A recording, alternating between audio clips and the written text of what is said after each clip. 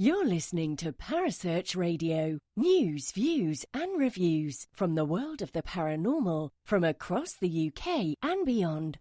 Find us on Facebook, Twitter and the World Wide Web. The views and opinions expressed by presenters and guests are their own and do not necessarily reflect the official policy or position of Parasearch Radio or their affiliates and sponsors. Listener discretion is advised. Good evening, everyone, and welcome to another episode of the Paranormal Concept Show. I'm your host, Paul Rook, and on tonight's show, as always, I'm joined in the studio by the lovely Kerry Greenaway. Hello, Kerry. Hello, how are you? Oh, not too bad, thanks. How are you? How's your week been? Oh, it's been very nice because I'm off work at the moment, so it's nice. Okay. It's cool. lazy, have you done... is what I would say. Well, there's nothing wrong with that, absolutely. You work hard as it is, and yeah, lots of. I expect lots of blogs by the end of the week. Well, I've just finished The Green Stone, which I've been ploughing through for a couple of weeks, and it gave me a chance to finish that. That's fascinating. I kind of want to write a blog on that, my thoughts on it. And I was going, and I was like, I'd had a book by my bedside for ages, and it was Science Psychotherapy, and about Alex Tannis, and I started reading it again, and I say again, because I thought I hadn't read it, but I had read it. I was like, oh, I've read that one. Oh, okay. But that was really interesting too. I read it a little while ago, but that was really, really fascinating, from a working psychic with people that have got psychological illnesses and stuff like that. Absolutely fascinating what Alex was, or Mr. Tannis, or Dr. Tannis was picking up as to the problems of the person and where they were rooted. Absolutely fascinating. Excellent. No, that's all good. Cool. So have you done anything else paranormal this week or last week? I started having a look at well, this is interesting. This one was interesting. I kind of was doing... I'd gone off on a tangent. I'd started looking at tonight's topic, and then I went off on a tangent.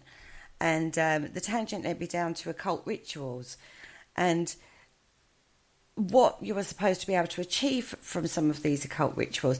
Now, I pulled myself up because I wasn't supposed to be looking at... I wasn't supposed to be going down that particular rabbit hole. But it just showed me, actually, how easily I get distracted. Is this the one that you was messaging me and Mark about earlier on today? I just thought it would be absolutely awesome if you could do a ritual as a sort of like an event to conjure up an alien. That's one of the rituals I found. Anyway, I looked into it, and it was to do with Aleister Crowley. So I thought, oh, it's quite a good ritual then, right? And then I started to read into it a bit more. And then I got in touch with a friend of mine, Mr. Ashley Mortimer, and we was talking about it. And then he went, you do know it's a sex rite, don't you? I was like, oh, okay, we won't be doing that then as an event. That's just like, nah. So I've kind of gone off that one rather rapidly. All right, so the idea was that you get down and busy, and then these aliens fly over and go, ooh, what they do then?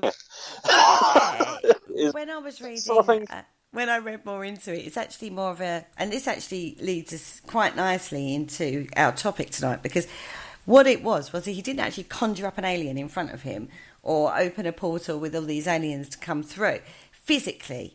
In the physical, that's not what he did. He connected with them psychically, and I mean, Aleister Crowley, well known for his opium abuse and his extremism, but other people have connected with.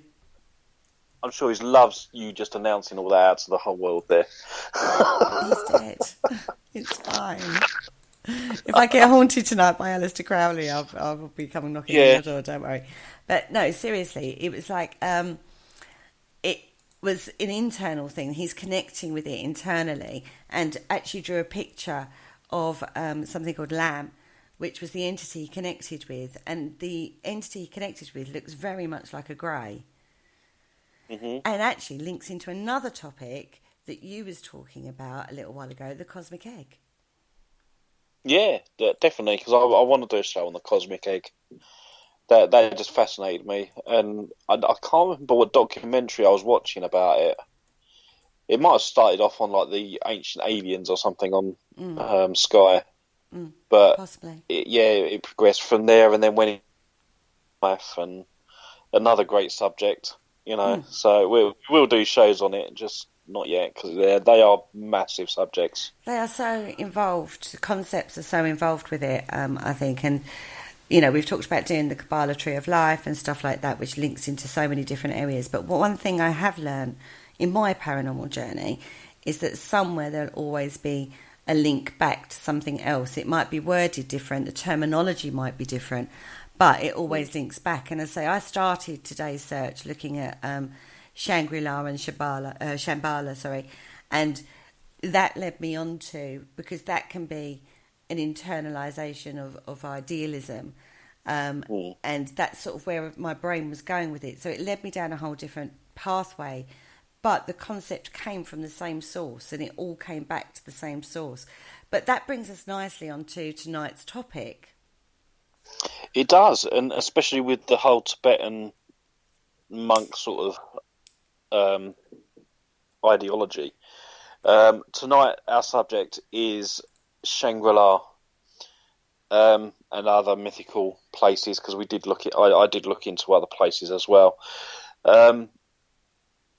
So I picked this subject as well because there's a lot of words in there that I know Kerry's going to struggle with. Yeah, a few Kerryisms may be born tonight. Absolutely. So, Kerry, what did you find out about Shangri La?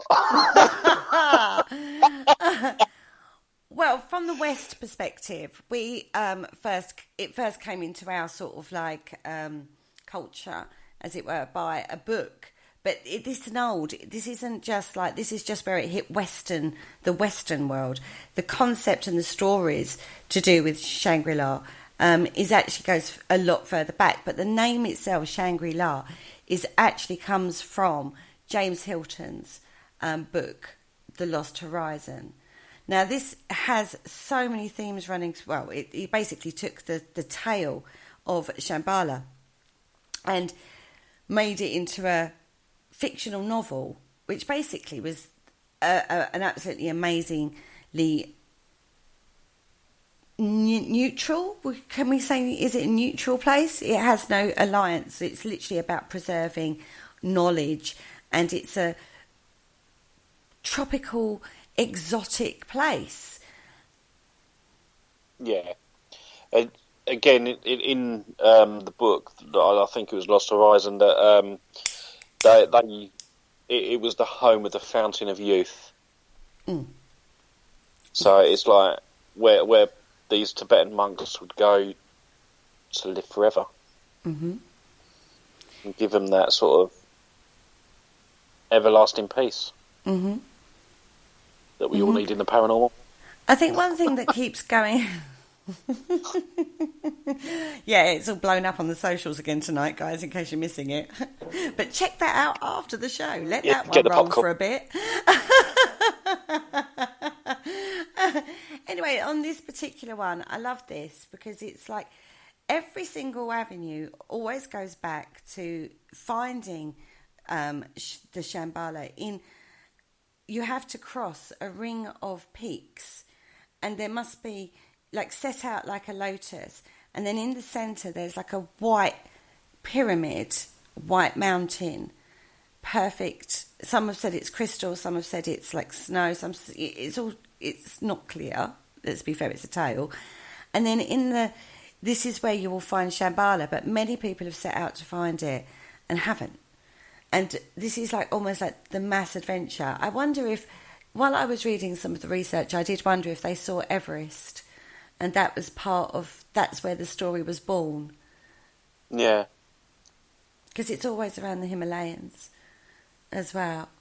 That's a massive mountain range. I've just picked the biggest one. Yeah. And I do as well. There is actually a real life town as well that claims that they are their name. The locals have called it Shangri La. Shangri La County, I think. and that's been known from 2001.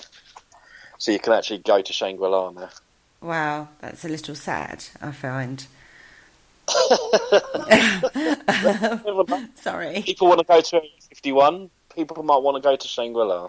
Well, then do the spiritual journeying that's going to get you there. Well, they could do that too. They could do that too. Tibetan monks, yeah. Cool.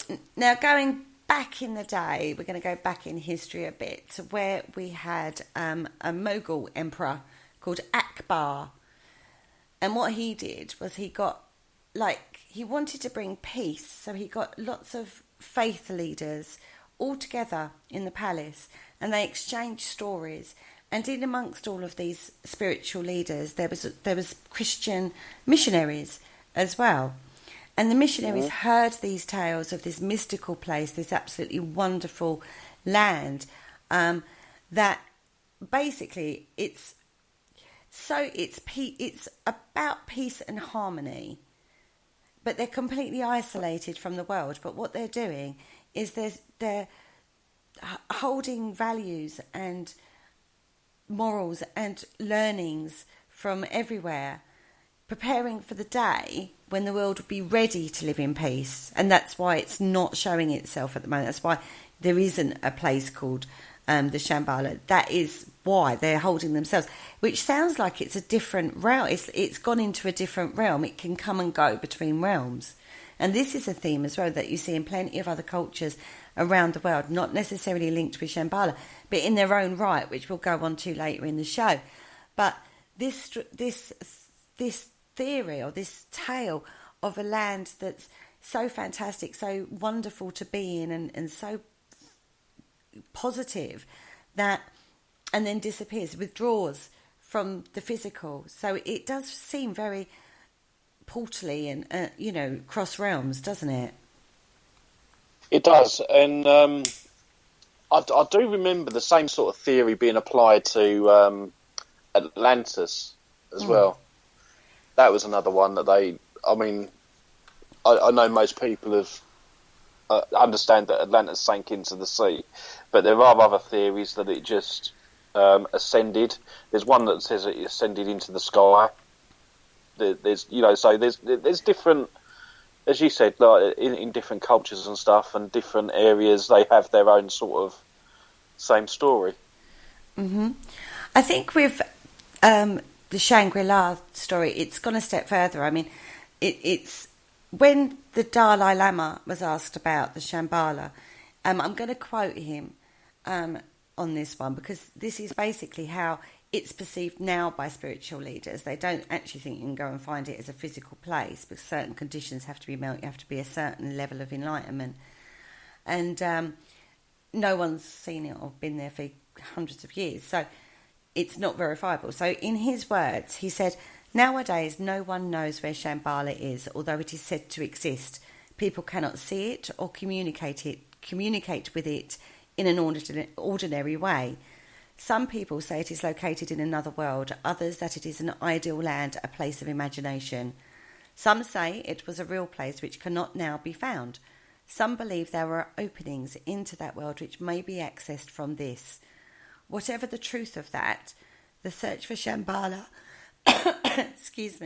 traditionally begins as an outer journey that becomes a journey of inner exploration and discovery." And that was another thought I had when I was reading about the tales of Shambhala, was how many times do people go on a spiritual quest? And it's not necessarily to find something, but they have to achieve something out of it. There's a very famous walk that you can do through the mountains of Spain, I believe it is. I can't bloody remember the name now. But it's classed as a spiritual walk. You find yourself along the way because of the challenges that it throws at you whilst you're on that journey. It teaches you about yourself. And I think that this is, nowadays, I think this is that place of escape, isn't it? Yeah, that's it. And it is almost like the, maybe like the heaven of the Tibetan monks in particular, where they practice the whole self-control thing to a point where they become one with the nature, and then ascend into what the ideology of Shangri La. It definitely seems very spiritual. I mean, as I say, some of the challenges that you would go through to try to find this place would definitely lift you to a more enlightened consciousness of spirituality, belief systems, I would think. It's not much different to like the dream stuff that some of the Red Indians do, like the Apaches, and so that they have this sort of ceremony to find yourself within, if that makes sense. Mm-hmm. So it's not much different from that, to be fair, just obviously a different culture. I think that's a common theme, the going within to find without. Do you know what I mean? It's that it's a common thing, and it's so true. You have all the answers within yourself. Where they come from is questionable, but when you go within and you search for the answers within yourself, you do find them, and you do get the answers that you want, having worked spiritually for quite a long time. See, because we do this as well with the paranormal, and especially with mediumship. They tend to do meditation, and that in itself is the same sort of thing, isn't it? Yeah, you're lifting yourself into a different realm of consciousness, I suppose you'd call it. You're lifting yourself above yourself to connect to something else. So you're resonating yourself differently to how you would be day to day, bustling around doing your shopping kind of resonance. Then if you sit down to meditate, you're lifting your thought patterns into a different realm, I suppose you would call it. And there are different ways of looking at this. Isn't that how you meet your spirit guides? Because I know, again, going back to the Indians, it was a case of they'd do this spiritual journey, and then when they open the eyes, the first animal that they see is their spirit guide. Yeah, it's their animal totem. Yeah. So isn't it the same thing, almost? Obviously without animals, but... And shamans do that with journey questing, and Tibetans do that with meditation. And bearing in mind there are hundreds of different forms of meditation that you can do. It's all about that going within to lift your spiritualness up. Is this that, or is this an external thing? As even the Dalai Lama said, it is said to exist, which means it's something that's out there, that's tangible, that you can go to. But if they've withdrawn from this dimension, this resonance in the physical into a different... See, it opens up so many different thought patterns for me. The concept of Shangri La or Shambhala, it really does. Because what if it is possible? What if it has been? It's not the only story of a land that has withdrawn from this dimension. It's not the only story, guys. And so is it something that has been able to cross-dimensional? If it is cross-dimensional, then you have to then consider other cross-dimensional tales and mythology as a possibility. I can understand where you're going with that, but I still think of it as almost like headspace. If you're calm and neutral, like the Tibetan monks, they're very in control. So when they are like that, it's almost like they've ascended to that sort of headspace, if that sort of makes sense. They've transcended their physical, haven't they? And you think sometimes, and again, the countries, I don't think it might be Tibet. I thought it was further more Peru than that, where the monks go into such deep meditations for years. I don't know, to be fair. I didn't really look into that bit. Yeah, so they transcend their earthly needs for long periods of time. Read like that, to be fair, yeah. for long periods of time they can transcend their earthly needs and transport themselves into somewhere else. I can do meditations, that's no problem, and I can hold a very good level of concentration, but it not for hours and hours and hours. Do you know what I mean? I think probably an hour or so is probably about average. I suppose the best way, the way I could look at it, is that they're sort of putting their body into a coma and then living in Shangri La spiritually. Who knows? I don't know enough about that side of things to comment. Yeah. But it's a possibility, because, as I say, you could look at this in two different ways. You can either look at it as it is not a mythical place, it is a completely true place. It can withdraw from this dimension into another dimension. We can't prove it because, obviously, we haven't proved that concept yet. Or you can look at it as it is a spiritual questing, a spiritual journey of inner exploration and discovery. Either way, it's still a fascinating concept. It throws up interesting concepts in your brain all the time. And that, when I was reading through the research, that's exactly... I couldn't... Either way, it's still incredible. And you still have to sort of be a specific person that is invited into that place. It's not just for anybody. You have to earn the right, as it were, to enter that. Who judges that? I don't know. But the walk I was talking about in is as the pilgrimage, a spiritual journeying. Thank you, Richard, in the chat room. Hi, hello to everybody in the chat room, by the way. It's called the Way of the Saints, the Camino de Santiago. Mm-hmm. So that's the other spiritual walk. And Kalea Cheryl, she did it. And her exploration of it really was she goes, it sounds so cliche when you go to find yourself, and that's what she did on that walk. And this concept kind of reminds me of that.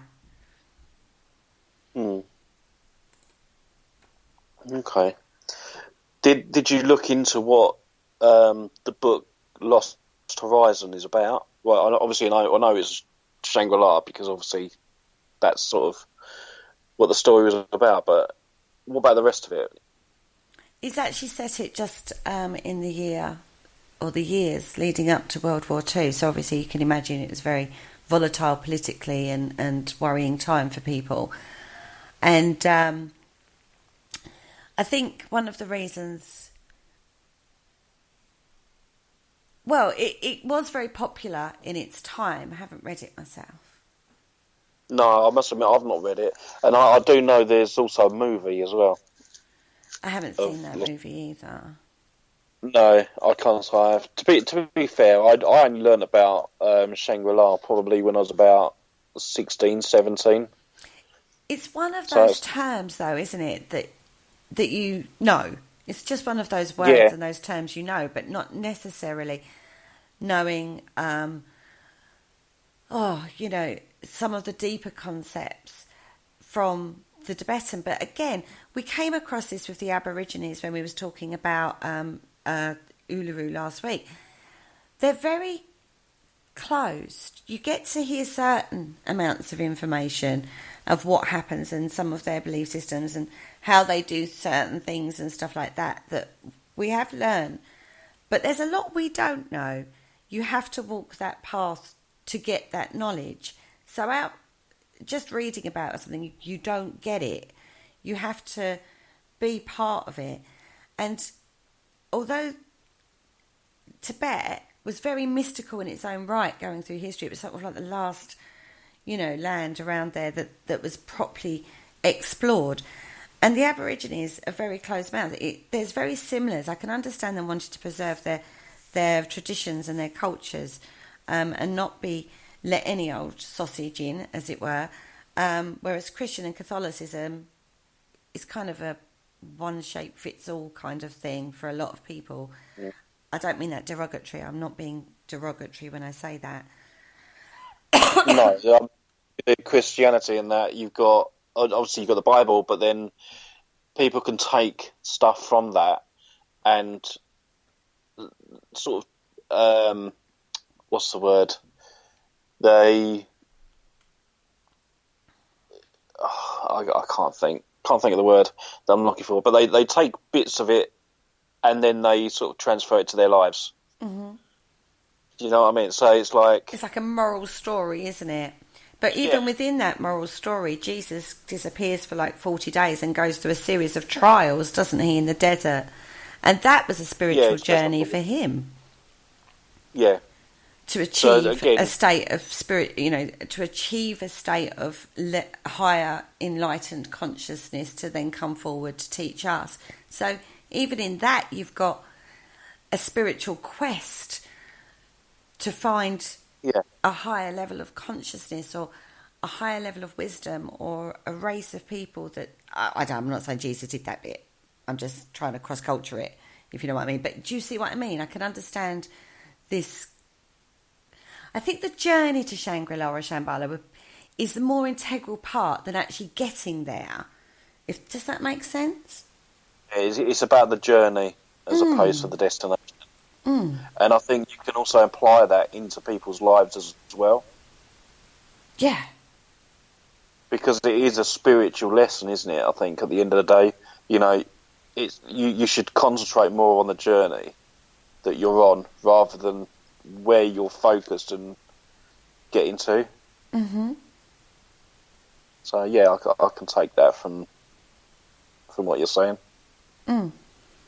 And I think it does translate even in today's day and age, as it were. Mm. I think you can take these... I say people even do spiritual quests to this day. I know a friend of mine he just needed to go and train with the shamans in that country that they do... South America. That's where he went, South America. And and he did that as a spiritual quest. He needed to do that for his own spirituality. He got so far with it and then needed to go more. And he was called... He said, it's a calling, I have to go. And he went on an extended holiday there and never came back. He was living his truth, I suppose you would call it. So does that mean he can... Or he's reached his own personal Shangri-La or his own personal Shambhala? It could be argued that. But this, as said earlier in the show, this isn't the only case of places that have withdrawn or said to withdrawn from this dimension into another, but have been seen. Or not necessarily seen, but there are mythologies about it. Yeah, I mean, as I said, I mentioned Atlantis earlier, and again, that's almost like a pretty much similar place. That's interesting. We did a whole show on Atlantis, didn't we? And we that was fascinating because there was, again, so many different tales.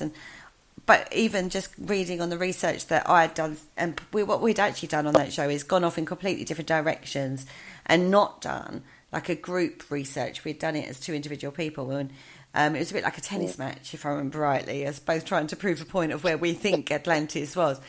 But again, many tales across the globe about that one. The difference with this one, it wasn't a voluntary withdrawal from this dimension, if you want to believe Atlantis, although some say it's just a story that Plato made up in one of his stories that were put around at the time. But Atlantis, had its own... It was perfect. It was absolutely, it was rich, exotic fauna. It couldn't want for nothing. Incredibly powerful, but they got a bit too up themselves, too overconfident. Overconfident. And Poseidon then made the ocean swallow the land. He got a bit annoyed, did old Poseidon, and that was the downfall of Atlantis. So it didn't withdraw into a different dimension. It just disappeared. Yeah, and we spoke about this the other night, actually, and I said that there was an archaeological dig going on in southern Spain somewhere. Again, the name escapes my mind. And they believe that is the town, the city of Atlantis. Mm. And that, they're actually excavating it now, sort of thing. So maybe that could be the inspiration for Plato's description of Atlantis, maybe. Well, you know, we don't know, but it's certainly something that's interesting, especially because they've literally followed like the Pillars of Hercules and other descriptions that Plato suggested to find this archaeological dig site. Or maybe he just thought it sounds a good story, and we're still searching for something that never existed. Exactly, but they have found something. Is it Atlantis? It's down to you to decide. Oh, that's a cop out. That's a sitting on the fence moment right there. It is, isn't it? Yeah. But no, I'd like it to be Atlantis, but unless they find the road sign saying "Welcome to Atlantis," twinned with whatever, you know, we're not going to know, are we? Yeah, I don't think they had them signs back in the day, darling. No, but you know what I mean.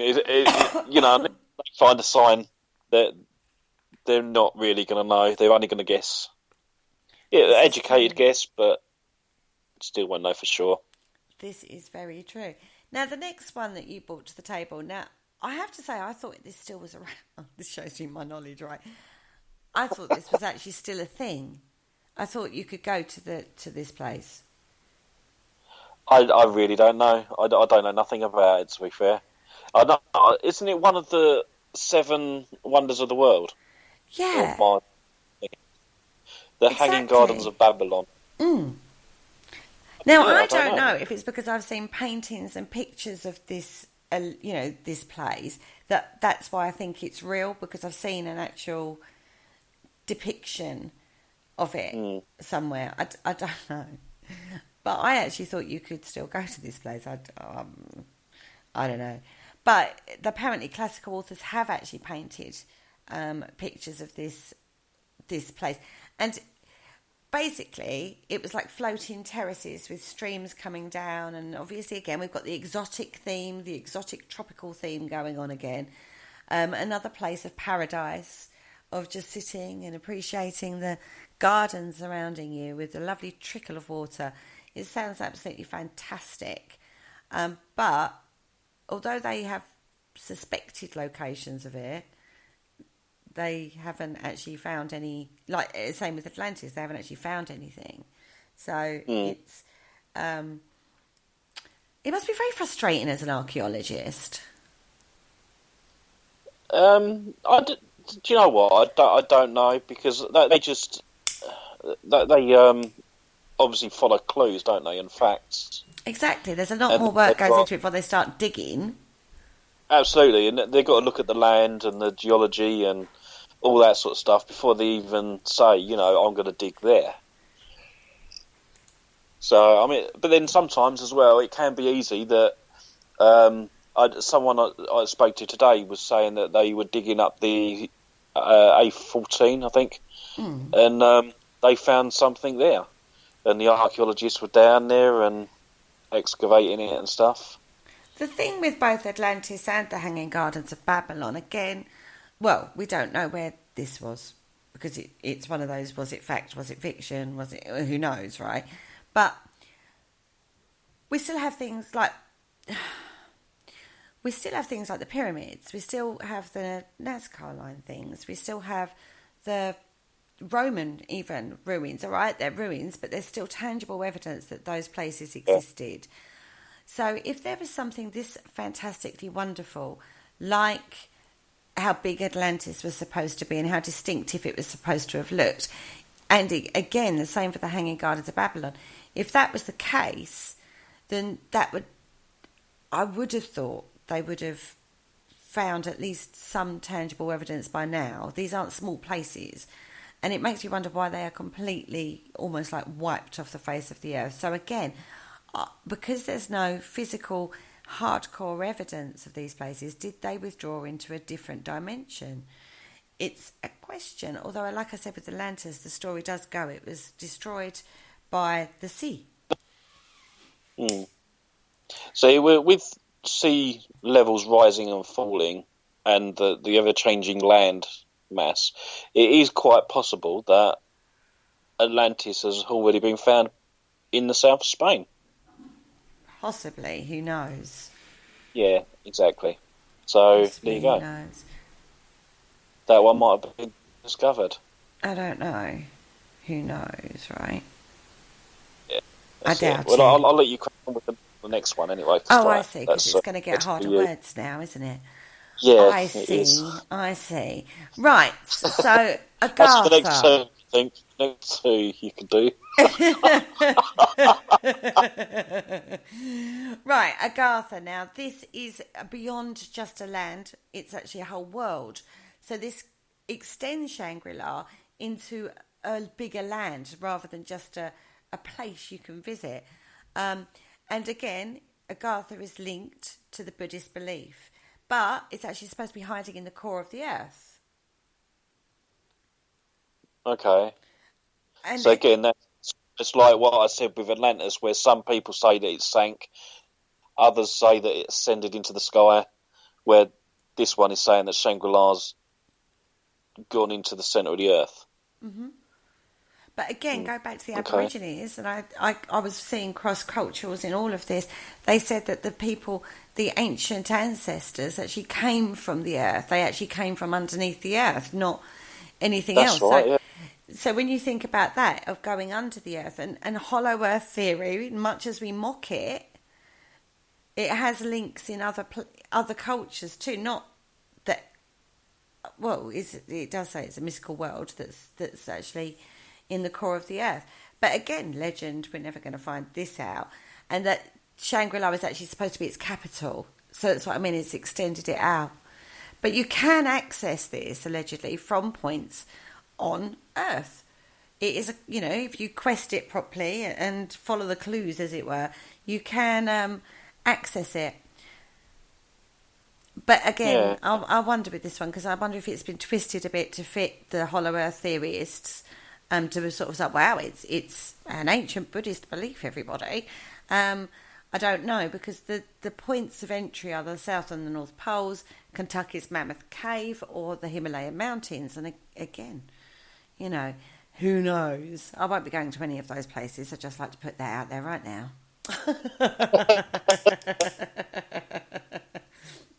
No, I don't really know about this one, to be fair.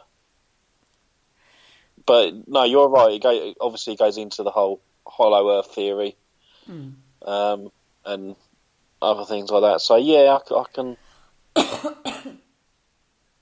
understand that one. Now I think the most. So yeah, moving on to the next one, because I love this. Well, the one that we know in the UK probably the most best is actually an Irish land that is supposed to appear off the coast, and it is called Tir na Nog, the land of ever young, and it is supposed to be seen every 7 years, I believe it is. Might be 9 years, 7 or 9. That's tickling my brain. Okay. 9 years. Anyway, it's supposed to be seen off the coast of Ireland every few years, but it hasn't been seen in recent years. And I do believe the last time it was supposed to appear, the press made a big thing of it, and of course it didn't appear. So it was like, oh, well, that was a load of crap, wasn't it? But it has been seen. There are accounts of people saying they have actually seen an island off the coast of Ireland that went. It's seen for a few hours and then disappears into the mists. But no one's ever been there, and if they have, they've never come back. So that is one of the tales of this particular place. Now, it's got lots of Irish names, which I'm not going to tell you. You'll have to go and look them up. No, where's the fun in that? Tig Tangier. Where's Mark Manley when you need him? He's great at this sort of thing. Which means land of promise, and Mag Mel, plain of delight. Now, on the island, it's supposed to have like fruit trees, plenty of food, fantastic wine. You sit there and just drink wine all the time, which sounds great. And links to the Tuatha De Danann, which again we've talked about on the shows before, which is a race of beings that we were supposed to have overcome and shoved them into a different realm. And they now have become like the fairy realm, the Fae, which is a huge Celtic mythology in its own right. And so we have done a show on the Tuatha De Danann, before now. Again, fascinating tales. If they are true. I remember that. That was a show, wasn't it? I think that one. Yeah, it was a very early Dark Mirror show. I think it was one of our very first topics. I can't imagine it if they only give you like wine and stuff. I can't imagine many Irish would want to go there. They only drink Guinness, don't they? No, don't be so silly. Yeah, I think they drink. Yeah, anything. they drink. No, they drink Guinness and whiskey, or is that the Scots? No, I think they might be Scots. Scotch whiskey. Mate, whatever. You're going to Irish have a and good that. time, right? And you're with the fairies as well. I can imagine anyone that believes in this could be away with the fairies, I suppose. Or not, as the case may be. Don't diss the fairies, mate, I'm telling you. It could just be a patch of really thick fog in the distance that they're seeing. Wow. Who knows? I do. That's exactly what it is. Okay, well, you can decided. upset most of Ireland then, all by yourself over there. But again, if it is an island that appears, it disappears every, it just comes for a few hours, then just disappears. Yeah. Who knows? People have said to witness it, though. Yeah. Yeah, I'm not going to go there. I thought maybe not. No, it doesn't sound. I think the same thought went through both of our heads there. Anyway, let's move on. We'll travel all the way down to El Dorado now, or up to El Dorado. It's a European one, isn't it? This one. South American, you want back?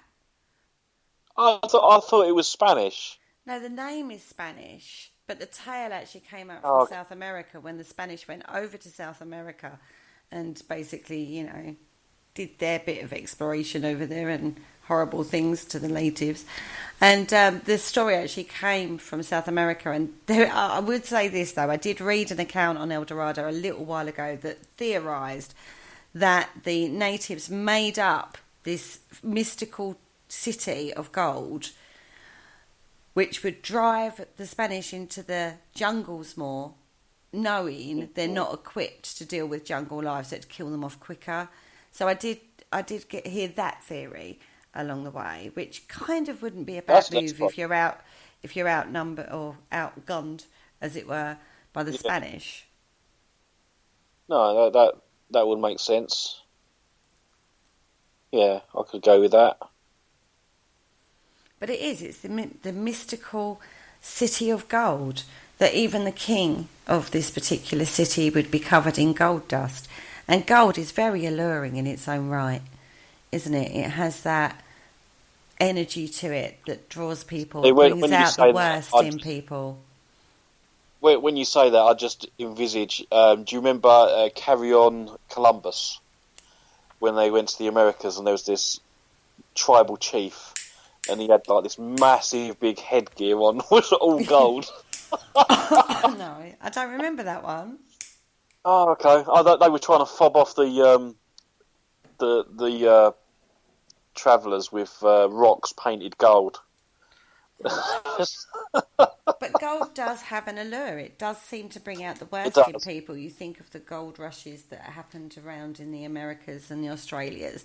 And, when you think of that, the drive for gold does seem to be a downfall for a lot of tales. I mean, a lot of expeditions back in the 16th and 17th century went to try to find El Dorado and obviously never found it. So it does make me wonder if it was a tale made by the locals to try and get rid of them into the jungles. I don't know. Who knows, right? Exactly. And I know it is quite a...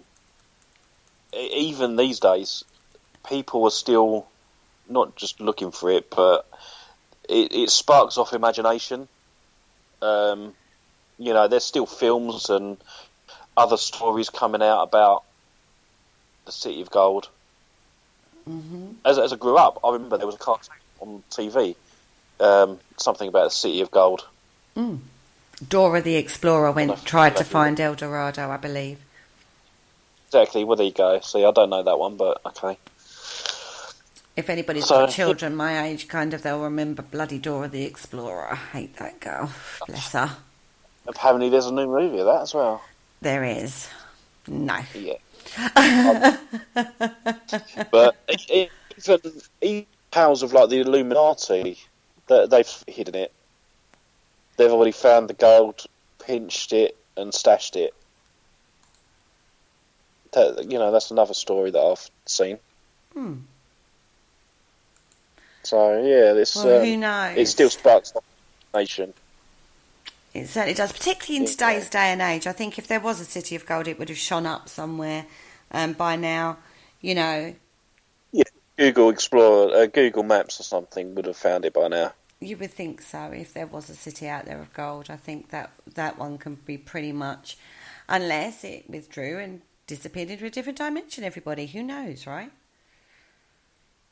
That's it, exactly. I think I prefer to go for the tale of it rather than a real place. That one. Yeah, absolutely. So let's move on to the next one. Okay, cocaine. Okay. Not cocaine. Cocaine. Actually, first appeared in a medieval text in 1250.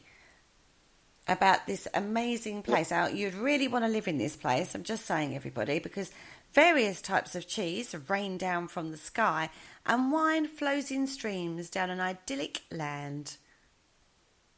That is your place to live, isn't it?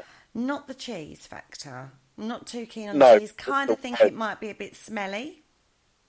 I could have. If you ever went missing in this place, you'd be found at the bottom of a waterfall with your mouth open. No, that's a possibility. Forget the cheese and just go for the wine. But I actually thought, how cool is that actually? Because when you're drinking wine, you want something to nibble on, and normally it's cheese and biscuits. You have a cheese and biscuit board with wine. I thought, well, that's nice of them, isn't it? They give you wine and cheese, so you can stay in a state of happy carbed up happiness. I can't imagine this place existing though. I can't either, and I'd have to say, I think you have to look at your life. If you live, bearing in mind this is going back to medieval times, their lives were hard. The hardship of medieval life must have been horrendous. I mean, ploughing fields, you're talking about early stages of farming. You're living in small communities. It's hard graft. And wouldn't you want to have a happy place that you could go to? The concept of cheese raining from the sky and wine flowing in streams, both of those processes to make. Now, we know it. We know the science behind it. We've got really great equipment. But back in the day, it would have been hard to produce those items, so those would have been like special. Does that make sense? So I think if you're thinking of the most ideal place under those circumstances in medieval times, then something raining cheese and rivers of wine probably would be your happy place. And apparently geese would roast themselves too. And roos were made of bacon. Mm-hmm. Yeah. And basically, sexual freedom was very... Well, you had sexual freedom. As well. You could do what you wanted with anybody, with your cheese and your wine, and nobody cared. And your house had bacon roof. I mean, it sounds idyllic, doesn't it? But you can kind of understand. I don't know where you found that one from, to be fair. That's a weird one. Oh, dear. Well, the 12th century people were funny lot. Right, you're going to make me do this one now, aren't you? I am, yeah, and possibly the next one as well. Oh, jeepers. Right, so this is Norse mythology. So we're jumping over the sea to Alfheimir. Yep, that's the one. We'll go with that. Now, this is part of the Nine Worlds theology that the Norse belong to.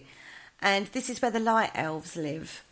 Oh, that sounds so cute. As opposed to the heavy elves. Yeah. I don't know what the 9 realms are. I know that not all the realms are nice realms in this place, in Alfheimer. But this sounds like just a pure mythology, not a Shangri La kind of situation that something is withdrawn from this place. This one sounds like pure mythology of what happens once you pass over and their belief systems in regards to that. So that's what I would say with this one, because this is 9 worlds, they called it, and this is one of the higher ones, and not all the realms are nice realms. So were they looking at different dimensions, not, some great, some not so great, or is this just a belief system thing? And I have to say, I do think that this Alfheimir, or however you pronounce that, is just a mythology out of belief system. But it is supposed to be a fertile place filled with light and warmth of the elves. Beautiful, lovely little light elves. And but again, it does sound very fairy-ish. When we start looking at this one, you start looking at the belief systems of the Celts and seeing crossovers between terminology differences, but the underlying concept is the same. Because the fairies were always beautiful and lovely, and they gave stuff, and it's one of those concepts that you think, because there is that crossover, but I don't know. They could be just exploring dimensions, different dimensions. Yeah. We're taking it as belief systems. With the 9 realms, I think from what I can gather, there was obviously you had the 9 realms. Asgard was more like a peacekeeping place, so the Asgardians would keep peace over the 9 realms. Earth was one of them, the human race, and that's where the Norse, all the Thor and Odin and Loki and all that sort of stuff comes from. So yeah, I mean, again with the Rainbow Bridge as well, the Bifrost. That's all to do with the Vikings and Norse. Oh, totally. We looked into some Norse mythology on the Dark Mirror show. Again, we covered that in the Dark Mirror because Mark loves all this sort of stuff. We looked at that on that, and we had Andy Mercer in, who's quite an authority on the subject as well. And he said, considering we didn't have a clue from the before we looked at doing the show, we did all right. So go listen to that one, guys, if you want to know a bit more about Norse mythology. But I'm going to take you to a totally different part of the world now. Jeepers. Oh, the Japanese one. You'd love this one. Well, I have no idea how you say it, so I'm just going to call it the Dragon Palace. Oh, what a cop-out. I can't even begin to work out how you would say that without being probably swearing at some poor Japanese person. Yeah, I'll let you off with the Dragon. Thank you. Palace. We'll call it the Dragon Palace right now. Basically, a young fisherman rescues a turtle from some horrible children, and as a reward, he gets taken to the Dragon Palace, and he gets there on the turtle's back. Now, that just reminded me of Pirates of the Caribbean. How did you get off the island? Slap on the back of turtles, mate. And basically, he reaches this mansion that was, and he says it was either made of red or white coral or crystal, but that depends on which story who's telling the story. Now, the Dragon King and the beautiful Dragon Princess had the palace of this place had different seasons on each side. So you'd go one side it'd be springtime, another side it'd be winter. Do you know what I mean? Yeah. But apparently you can get a glimpse of this beautiful palace and the aquatic splendour that the Dragon Palace holds by looking into the shell of the rare Rumphius, whatever that is. Might be a type of turtle. Do you know what? I don't know what that is. From what it says on the research there, it looks like one of those, just a normal seashell, like the big ones that you can blow into. Oh, like a conch shell? Yeah. Don't know. Yeah. Maybe it's that sort of thing.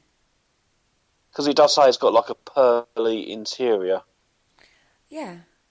Well, if you look at abalone shells, they have that opalescence interior too, don't they? And that is incredibly sacred to the Native Americans, the abalone shell.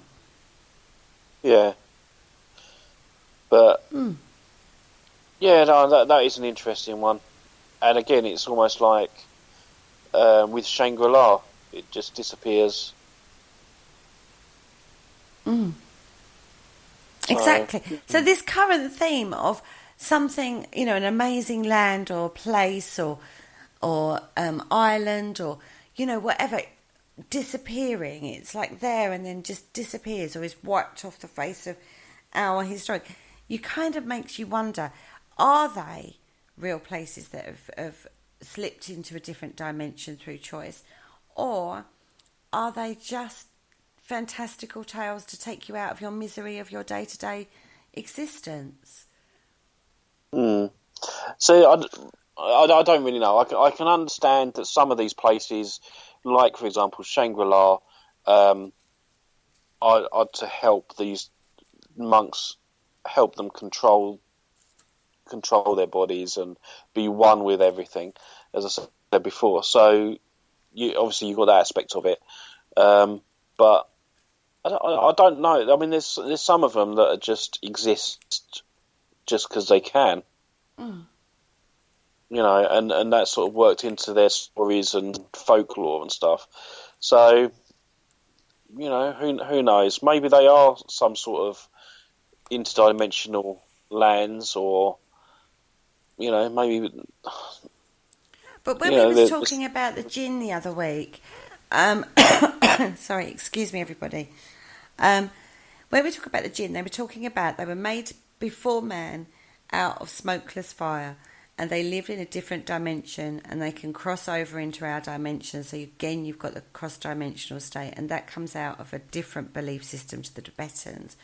But it's about crossing the dimension.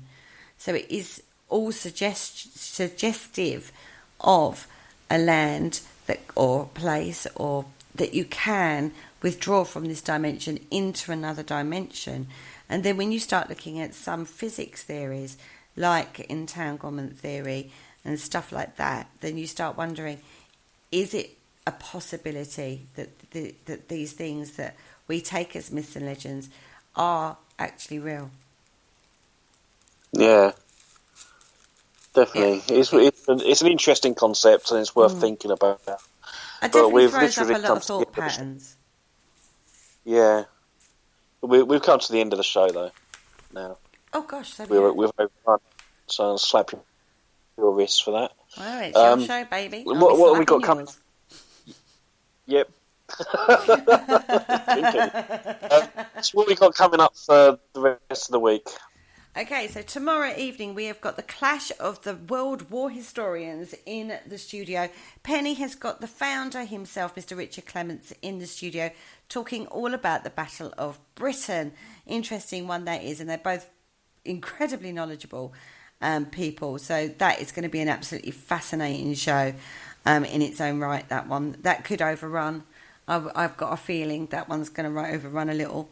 Then on Thursday evening, Parasearch Radio, it's Vegas, baby. They are flying on their way there right now to Las Vegas. Loads of things they've got planned to do while they're out there, hoping that they're going to have a chance to show you some of what they're up to on the Facebook group page. And on Thursday evening, we are actually live from Vegas. Hopefully the connection is going to be good enough, right? Is all I'm saying. Then on Friday evening, the new concept of the Dark Mirror Show continues.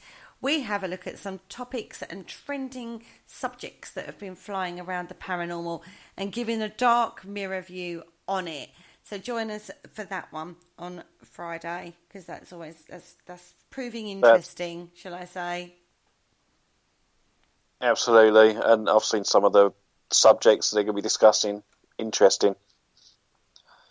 Yeah. So, but I want to thank everyone in the chat room for joining us tonight, and thank you for listening to the show. Thank you, Kerry, for joining me and reading all that research I gave you. Yeah. So, yeah, all that remains for me to say is good night. So it's a good night from Kerry. Good night. Good night from me. Good night.